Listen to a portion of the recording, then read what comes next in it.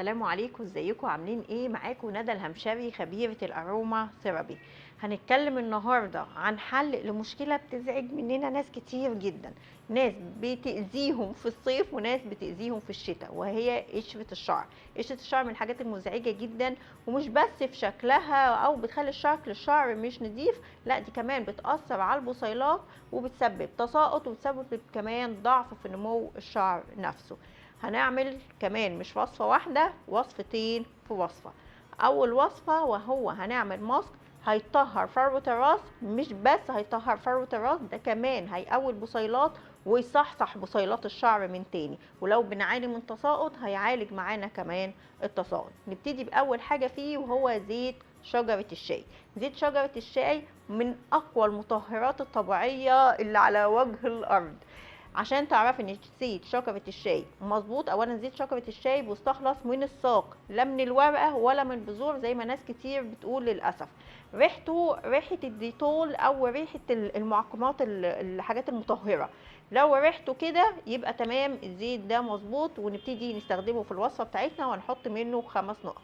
اول ما انت بتحطي هتلاقي ريحة المطهر كأن رشيتي مطهر في البيت كله. بس كده. تاني مكون معانا وهو زيت الزعتر. زيت الزعتر هو غني بمضادات أكسدة وبيقوي البصيلات جدا، وفي نفس الوقت برضه بيطهر فروة الراس. هناخد منه 5 نقط. 1 2 3 4 5. زيت الزعتر من الزيوت الغامقة، وكمان ريحته هتلاقيه زعتر فريش. الزيت التالت معانا هو زيت النعناع. زيت النعناع طبعا ما فيش شامبو للقشرة ولا أي علاج للقشرة إلا ما بيقولك فيه نعناع أو منت.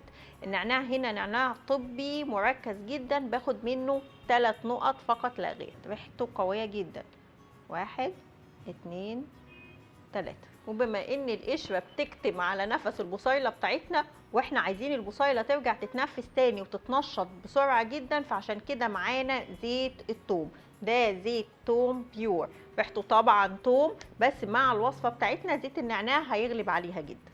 هنحط منه 5 نقط. ريحته ثوم بس نتائجه رائعه. وصفتنا لعلاج القشره وبصحصحة بصيلات الشعر ما تكملش من غير زيت الشاي الاخضر. زيت الشاي الاخضر ده بقى بيستخرج من او يستخلص من اوراق الشاي الاخضر، برضو بيكون لونه غامق وريحته ريحة الشاي الاخضر. بيطهر فروة الراس وينقيها، وفي نفس الوقت بيغذي البصيلة. ده بقى هنحط منه 10 نقط. 1 2 3 4 5 6 7 8 9 10. شايفين طبعا هو غمق اللون ازاي، لان زيت الزعتر وزيت الشاي الاخضر لونهم اخضر، لكن جودة الزيوت هي اللي بتتوقف عليها نتائج وصفتنا. كده انا الوصفة بتاعتي جاهزة.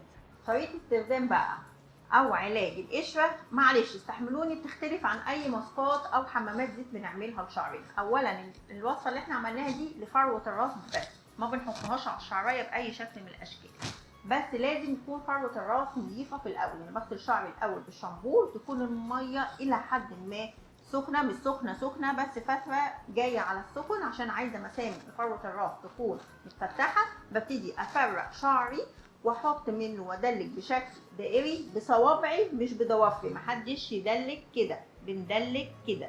بنعمل الحمام المتعارف عليه ابو فوطه سخنه، اللي هو بنبل فوطه ميه سخنه وتتعصر نص عصا ونلفها على شعرنا. لما بنلفها على شعرنا بنسيبها قبل ما تبرد، بنبتدي نعمل الحركه دي تاني لمده ربع ساعه. بعد كده بنلف شعرنا باستريتش المطبخ كويس جدا.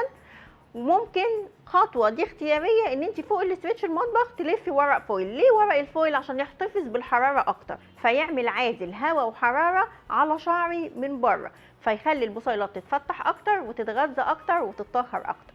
بنقعد بالماسك اللي احنا عملناه لفروه الراس المطهر دوت لمده من ساعتين بحد اقصى 6 ساعات. ما تقعديش باي شكل من الاشكال اكتر من 6 ساعات، واوعي تحطيه على شعرك، بيتحط على فروه الراس بس.